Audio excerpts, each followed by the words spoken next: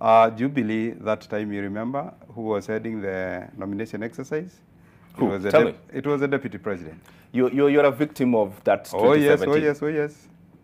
All right. Oh yes. Caleb, let me bring Caleb into this conversation. Caleb, and the question is this, because we've heard from voters, and we'll play some bites the whole day that we've listened to voters across the political divide. Where is this newfound love for consensus? Where is it coming from? And where do you attribute this sort of love for consensus? Because before, people went to universal suffrage. It was chaotic, shambolic, yes, but people felt involved in that nomination process. What is this new love for consensus, and where is it coming from? Well, consensus is driven by very many factors.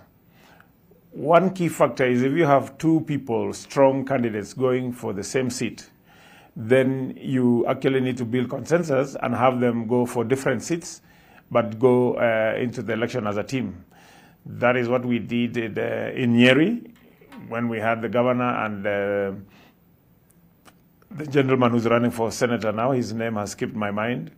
And also Kakamega, where we had Boni Halwale running for governor and Cleopas Malala. And we eventually struck a consensus so that Boni can go run for Senate and Cleopas Malala runs for governor. So that is what drives the main driver for consensus.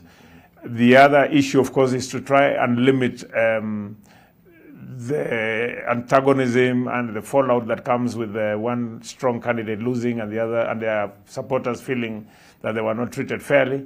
Mositet has just mentioned there that he was a victim of the shambolic nominations that Jubilee had, and he's trying to lay blame on the deputy president.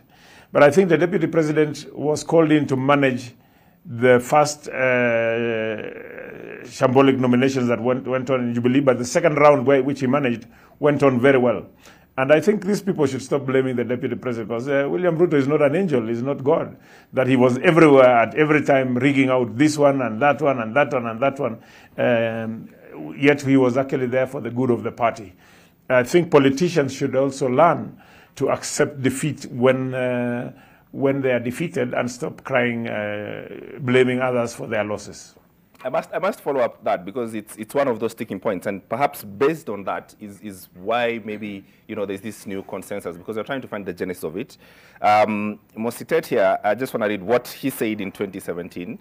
He said when he's announcing his exit from the party, together with the former Kenya Meat Commission chairman Tairaya Olekores, they claim that Deputy President and the former Interior CS Joseph Kaiseri were responsible for their woes. And that was Jubilee in 2017. Is there any, from where you sit, Caleb, from where you sit, is there any sort of traces of that whatever happened in the Jubilee sort of nomination in parts where Jubilee was strong, and this is, in Rift Valley and in Central and perhaps in Nairobi, do you see traces of that in perhaps this sort of new love and new fund for consensus, that perhaps the shambolic, like you say, the first Jubilee nomination was shambolic, that perhaps the second one really showed that you should have talked to people a bit more and avoid the chaos that ensued? Well, I think, building a consensus also depends on the uniqueness of the constituency or the county and how many aspirants there are. When you have two aspirants, it's always easy to build a consensus. For the case of Uasin Gishu County, currently we are 7 who are running for governor on a UDA ticket. That becomes very difficult to build a consensus. The more the candidates, the more the aspirants, then it becomes difficult to build consensus. We'll let the people decide. And I think we're going for the ballot in a day's time. We have actually wound up our campaigns today. So we're hoping, of course, I know I'm the best candidate, and I'm hoping the people of Uasin Gishu will elect me. And we shall ensure as a party that we hold absolutely free and fair nomination, which results are verifiable and will be certified as a true reflection of the voice of the people of Uasin Gishu County.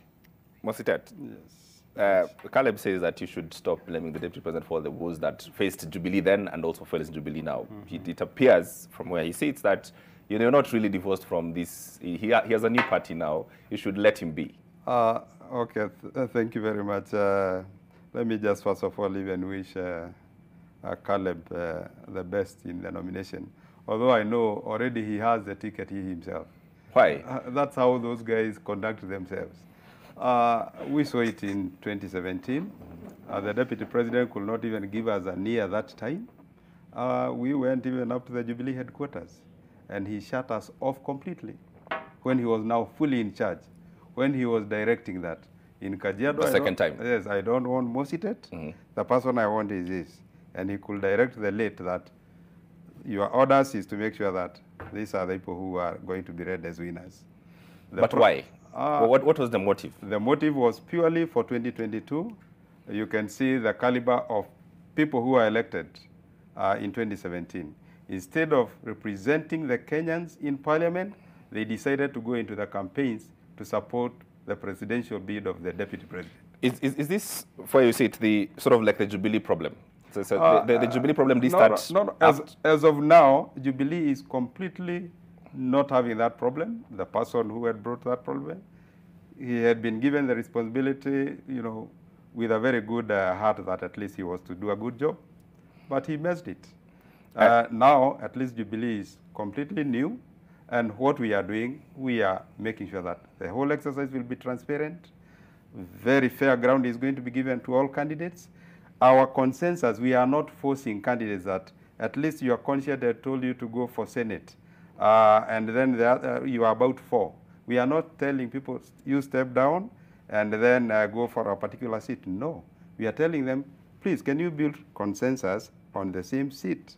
Can we get the best out of you who is going to compete with our competitors? If we don't get a consensus, then can we go to the ballot? Okay? Why are we talking of the consensus? Exactly what also Caleb said. We don't want fallout, and we want teamwork. The moment we encourage at least consensus, the results you are going to get, you'll get one candidate, and all those others are going to be behind that particular candidate on the same seat. Okay. Okay, but with them, they are calling people and ordering and saying, okay, you are going for governorship, you are about 4. 1-0, can you stop, go for Senate? Then 1-0 is declared that she is a senator for Nairobi. What's the problem with that? Isn't that part of building consensus? Well, to me, already her conscience was purely for governorship. Okay. Okay. Caleb, what's your response to this? What do you sort of as UDA believe is the consensus? And what are the parameters for it? James, I think Mositet is quite idle in Jubilee because Jubilee has shrunk into a very tiny political party. There is hardly any competition, and I think those who fear competition, like Mositet, have decided to seek refuge in Jubilee. In Uasin Gishu alone, we have 351 aspirants running for 39 positions that are available.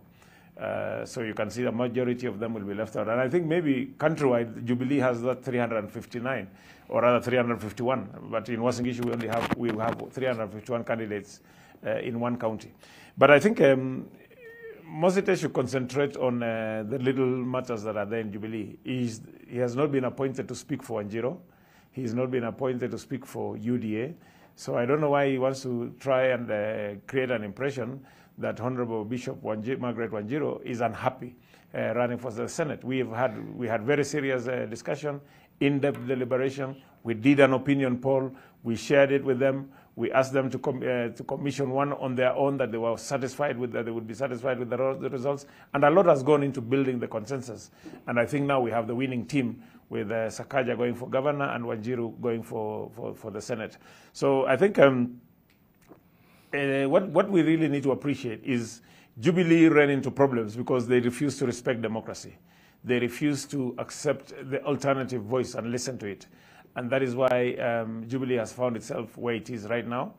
In UDA, we are having a huge headache on how to run the nomination, and it's a real process. People are not sleeping. They're working 24 hours in the office trying to ensure that we have a free and fair process because the party is large, the party is national, the party is democratic. A lot of Kenyans feel comfortable in UDA, and they have confidence in the party leader, His Excellency Dr. William Ruto, who will be the 5th president in August. So I think it's good that they should learn. Jubilee will learn. I wish Mositet well. He doesn't have to go for nomination. He's going for the main elections, but